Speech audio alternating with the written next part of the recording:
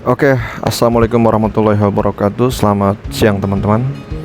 Baik lagi bersama saya Bang Her ya. Siang ini saya akan sharing kepada teman-teman semuanya bagaimana caranya hidup agar penuh dengan rasa semangat dan bermakna dan berdampak, bermanfaat untuk kehidupan.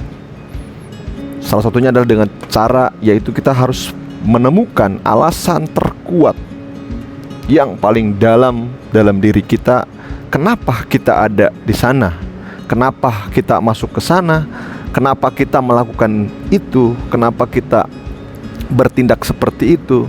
Nah, kenapa kita memperjuangkan itu gitu. Kenapa kita melakukan itu. Nah, ini harus punya alasan yang kuat.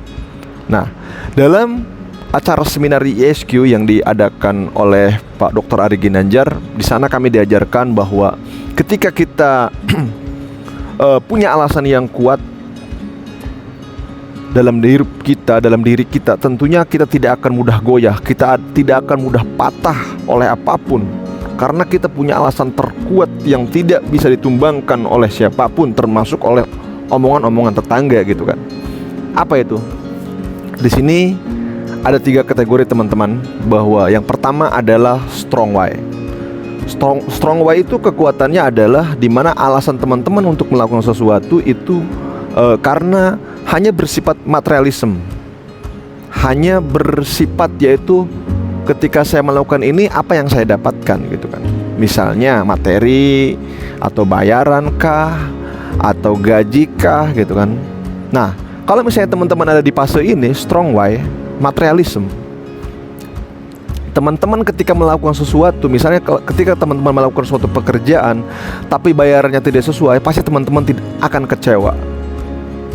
Endingnya ya teman-teman bekerja dengan penuh kepalsuan gitu loh, dengan tidak ada rasa semangat, tidak antusias, karena alasan teman-teman bekerja adalah cuman hanya mendapatkan upah saja gitu, mendapatkan uang saja, atau mendapatkan jabatan saja gitu. Nah, kalau teman-teman hanya bertahan di level strong why, teman-teman saya jamin pasti bakal kecewa. Termasuk saya pun, ya saya sudah melewati fase itu gitu. Yang kedua, kita naik level sedikit kepada yang namanya big why. Why di sini agak besar dari strong why, tapi masih bersifat yaitu pengakuan diri gitu ya. Ingin dianggap, ingin didengar, ingin diikuti. Nah, biasanya ini ada di level pucuk pimpinan. Pucuk pimpinan ketika misalnya kita misal menjadi sebuah pimpinan, terus kita berbicara kepada bawahan kita tidak mendengarkan kita, dan kita akan kecewa. Karena why kita di sini hanya sekedar big why saja gitu, hanya sebatas butuh pengakuan, hanya butuh pengikut, hanya pengen didengarkan dan diagungkan. Nah, kalau teman-teman berjuang dimanapun di organisasi misalnya, cuman hanya pada level ini, teman-teman pasti akan penuh dengan kekecewaan. Karena yang namanya kita berkumpul dengan orang banyak, bertemu dengan orang berbagai macam latar belakang kepala ya, dan pemikiran, tentunya pasti ketidaksamaan itu banyak gitu loh. Dan kemungkinan hal-hal yang kita nggak didengar, nggak dianggap, nggak diakui, nggak diikuti, itu pasti ada gitu. Dan kita pasti akan kecewa kalau kita hanya level berpikirnya di big why saja. Ya, saya termasuk orang organisasi gitu. Ketika saya misalnya pengen menjadi seorang ketua, pengen menjadi seorang pengurus dan yang lain-lain, nah ketika saya menjalankan posisi itu tapi saya tadi dianggap, pasti saya kecewa gitu kalau hanya berpikir di level big why. Karena itu tadi, karena saya pengen didengar, pengen dianggap, dan pengen diikuti tadi gitu. Nah, ketika keinginan saya itu tidak terwujud, saya kecewa. Nah, otomatis perjuangan kita akan terhambat teman-teman. Kita akan mudah goyah di sana dan mudah patah, dan endingnya ya menjalankan apapun tidak bergairah gitu kan. Karena alasan kita berjuang di sana ya hanya big way saja, hanya butuh pengakuan dan eksistensi. Nah, di sini ada yang alasan yang paling terdalam yang tidak membuat kita goyah dan tidak membuat kita patah adalah grand why. Grand why ini adalah alasan terkuat di mana kita menitik beratkan kepada Sang Ilahi yang Maha Kuasa tentunya gitu. Jadi kita berpikirnya bahwa ketika kita berjuang itu ya kita membuat ibadah gitu loh. Kita ingin kita hidup ini bermakna, bermanfaat untuk sesama. Jadi tidak didengar pun kita tidak masalah, tidak mendapatkan uang yang sesuai yang kita bayar pun misalnya, ya tidak masalah gitu. It's okay. Karena tugas saya adalah menjadi khalifah di muka bumi, menjadi sebaik-baiknya umat yang bermanfaat tentunya untuk sesama dan semesta gitu kan. Nah, kalau teman-teman sudah ada di level alasan ini, saya jamin kita tidak akan mudah goyah, tidak akan mudah patah, menerpa jalur manapun, mau sekalipun badai menghadang gitu, angin topan menggoyang ya. It's okay, kita akan tetap maju, karena yang kita lihat adalah bagaimana Tuhan melihat kita berjuang menjadi hambanya yang paling terbaik.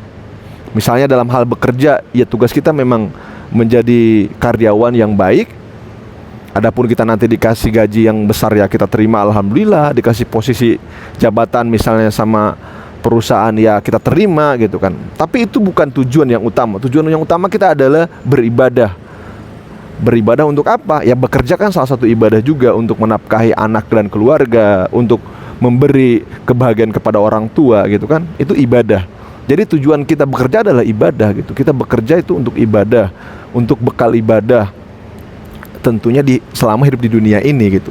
Nah, dengan alasan seperti itu ya kita akan bekerja bersungguh-sungguh, mau dilihat ataupun tidak dilihat atasan ya kita bekerja dengan serius seperti itu ya. Nah, ini yang mungkin jarang kita sadari, kenapa selama ini kita mudah untuk pesimis, mudah untuk menyerah, mudah untuk capek gitu, ngerasa nggak dianggap, ngerasa nggak dihargai.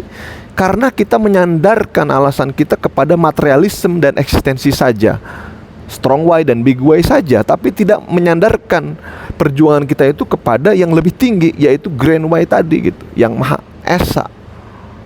Tentunya teman-teman sebagai manusia kita pengen menjadi yang terbaik gitu kan, terbaik tentunya di hadapan yang kuasa gitu kan, dengan cara ya kita menjalankan sebaik-baiknya peran sebagai manusia ini. Apapun itu alasannya, mau teman-teman saat ini mungkin lagi sibuk di organisasi, ya udah gitu kan, sibuklah berorganisasi dengan ikhlas, dengan berpikir ya udah memang peran saya di sana, saya di sini juga memang ditakdirkan mungkin di sini sama yang di atas. Saya akan menjadi sebaik-baiknya misalnya pemimpin organisasi, mendidik kader dengan baik dan yang lain-lain.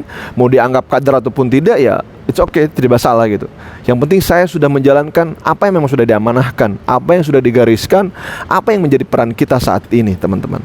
Nah, semoga tips ini membantu teman-teman yang saat ini sedang dilema dengan perjuangan, dengan jalan perjuangan gitu ya, yang masih butuh bayaran, yang masih butuh pengakuan dan eksistensi, tapi lupa akan hakikat yang sebenarnya hidup ini adalah untuk ibadah. Dan mari kita sandarkan alasan terkuat kita menjalani apapun, yaitu untuk beribadah dan menjalani peran sebagai manusia, sebaik-baiknya manusia, yaitu sebagai khalifah di muka bumi ini. Nah, semoga hal ini membantu teman-teman untuk lebih menguatkan hati, menguatkan diri, menguatkan pikiran lagi, dan melangkah sejauh mata memandang dan sejauh kaki, sekuat kaki dan sekuat langkah apapun ya. Jadi tidak mudah untuk dipatahkan semangatnya oleh omongan-omongan orang lain, tidak mudah menyerah oleh keadaan, karena memang kita ya ditakdirkan untuk berjuang gitu kan. Berjuang, terutama berjuang melawan nafsu dan melawan diri kita sendiri gitu. Nah, semoga ini membantu. Jangan lupa tadi bahwa level yang pertama adalah strong why, yang kedua adalah big why, dan yang ketiga adalah grand why. Semoga kita bisa mencapai grand why masing-masing teman-teman dan menjadi sebaik-baiknya umat. Terima kasih. Assalamualaikum warahmatullahi wabarakatuh.